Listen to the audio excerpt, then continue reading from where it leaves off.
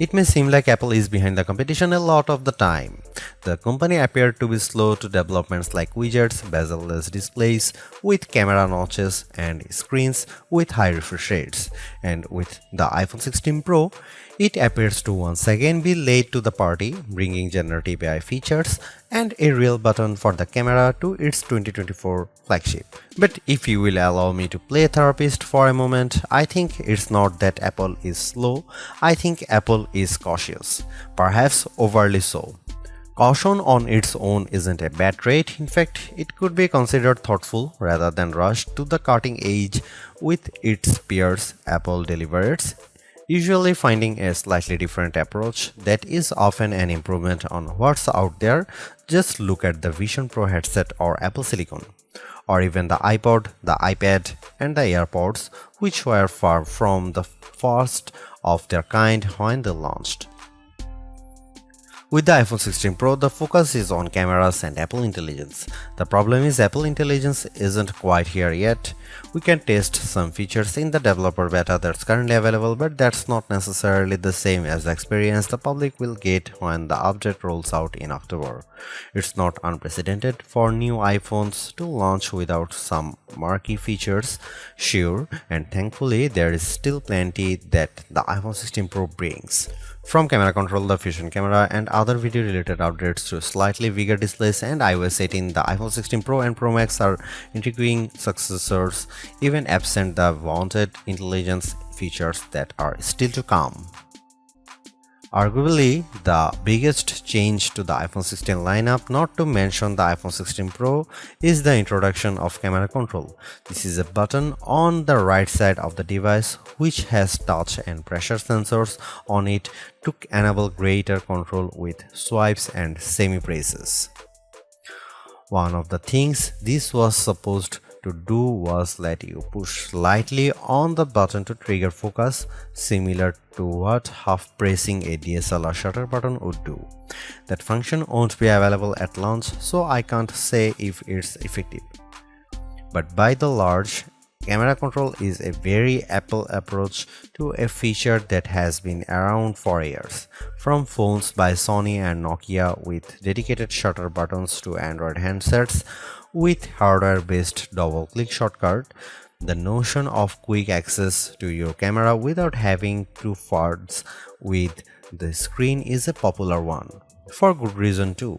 I've hated having to swipe or long press the icon on my iPhone's lock screen in the past, and even though I could set the iPhone 15 Pro section button to open the camera, it just wasn't positioned well and I'd have to give up my mute button. So, Apple isn't breaking new ground with its hardware shortcut for a frequently used app, but it does do a few things differently. With the touch sensor, you can swipe on it to tweak things like exposure, zoom levels, and tone, and the half press still works as a way to select options or go back out of menus within the camera control interface. In theory, it's a nice way to make changes in the fly. In reality, there are a few issues and they largely have to do with placement. The button sits a little further from the base of the phone than I'd like, so my fingers have to reach a bit more to press it, whether I was in landscape or portrait mode. This wasn't usually a problem when I had both hands free and could steady the iPhone with my other hand and readjust my grip. But if you are trying to take a quick shot with just one hand, the button's location can feel unintuitive. Of course, everyone has different finger lengths and ratios, so it's entirely possible that other people find this logical. It also depends on your grip. If you are cradling the bottom of the device in your palm, it's harder to maneuver. If you are covering part of the screen and reaching out for the button head on, it's slightly easier to use camera control.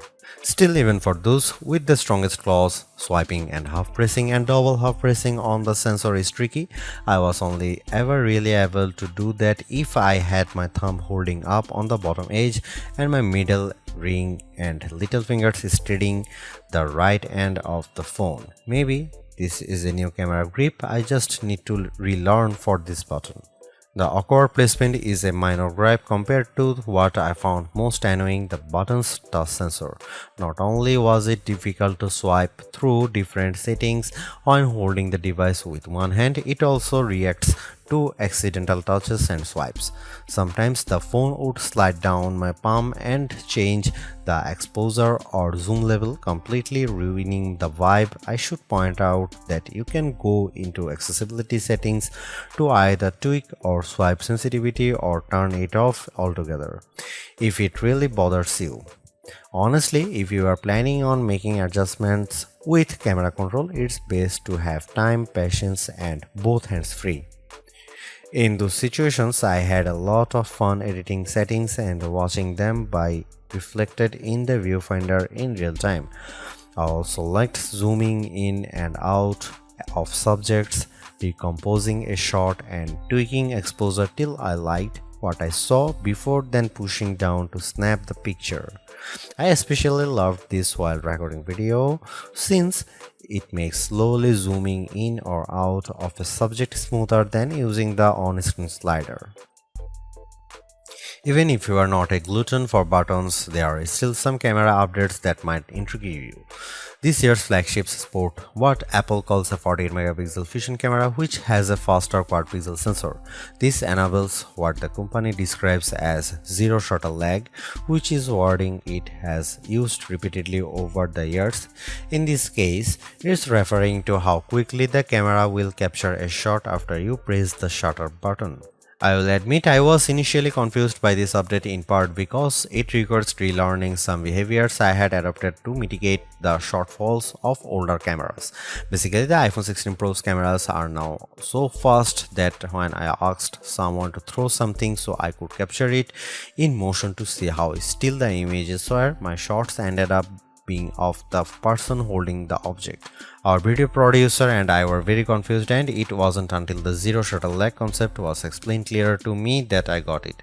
I had become used to pressing the shutter early since cameras, in my experience, would be fractions of a second slow. Apple has become so fast that it actually captured the literal moment I tapped the button instead of the split second after when the object was in mid-air. Depending on your mood, the new photographic styles can be fun or serious. Apple's tweaked the built-in camera filters to not only offer more options but give you greater control. Due to how the company has refined its processing each year, there is also an improved depth map captured when it detects a face in the scene. This, combined with a greater focus on color science around skin tone, has led to what might be my favorite new iPhone 16 feature. Whether I shot them in portrait mode or not, photos of people what I took using the iPhone 16 Pro were a dream to edit. Simply switching between the standard, natural, luminous, quiet, or ethereal styles already resulted in improvements to be colors and shadows, but I could also tap on each thumbnail to across the new editing touchpad and drag a dot around. This let me more precisely tweak the hues and contrast levels, and an additional slider below let me adjust how warm the image was.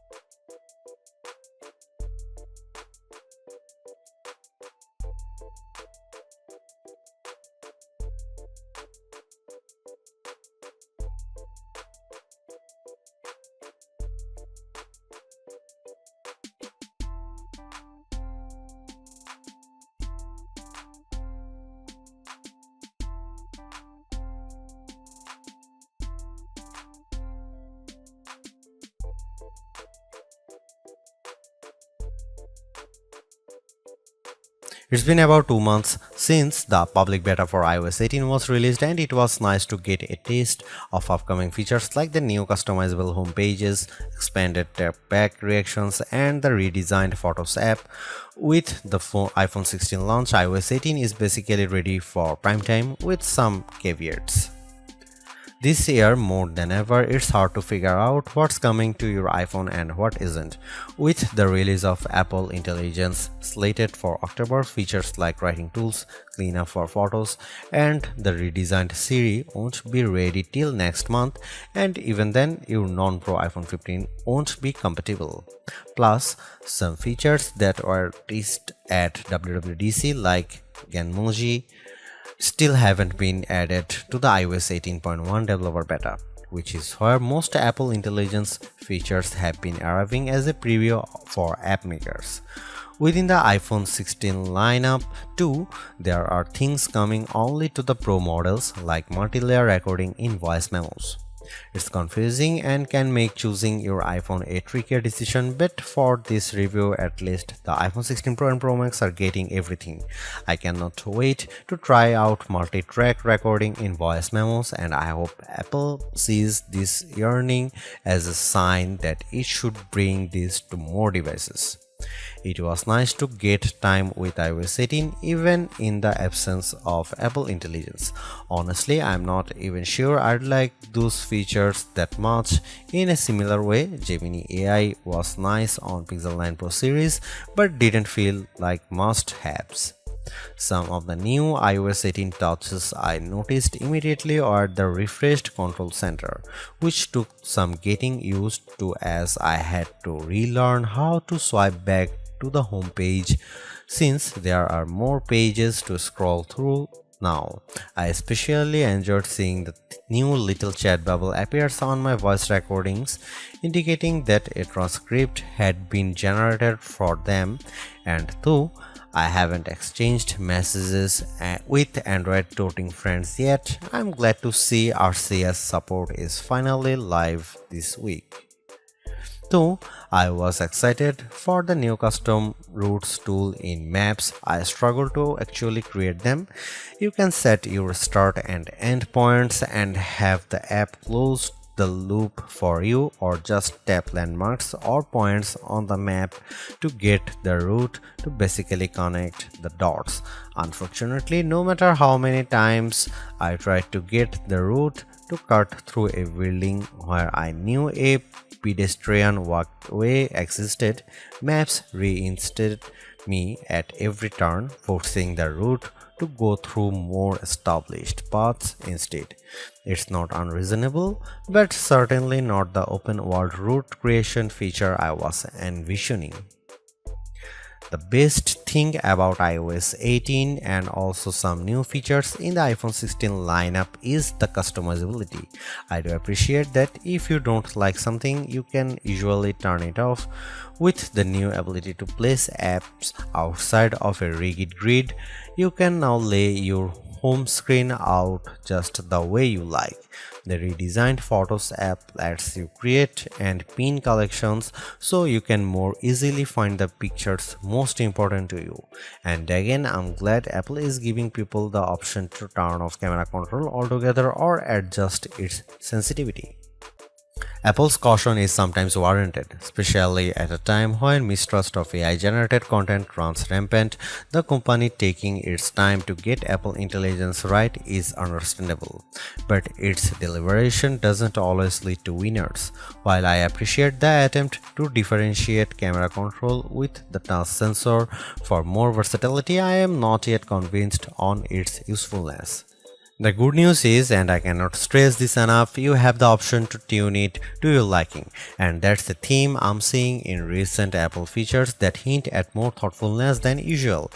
If you don't like something or if something isn't right for your needs, you can adjust or disable it. In iOS 18, you have greater control over your home screen's app layout and can pin custom collections for easier reach. In the Photos app, the action button introduced last year could have been a spectacular fail had Apple not let you still keep it as a mute switch. but it managed to give people more functionality while maintaining the status quo for those who are just as resistant to change. Change is scary, change is hard, but without change there is no progress. Apple's cautious approach is a tricky balancing act that's evident on the iPhone 16 Pro. Some new features like audio mix and custom routes in maps delivers mixed results, otherwise like photography styles are hits. Then there are the basic ingredients like good battery life and durable, attractive designs that Apple cannot neglect. The iPhone 16 Pro's subpar battery life holds it back from beating the competition, which is stiffer than ever this year, especially from Google. Luckily for Apple, most people who have iPhones are going to stick with iPhones. It's just easier. For those already sucked into the ecosystem, the iPhone 16 Pro are worth the upgrade from a model that's at least 2 years old. If you already have an iPhone 15 Pro, for the sake of our planet and your wallet, you might prefer to hold off on upgrading, especially since this year's devices aren't that much different.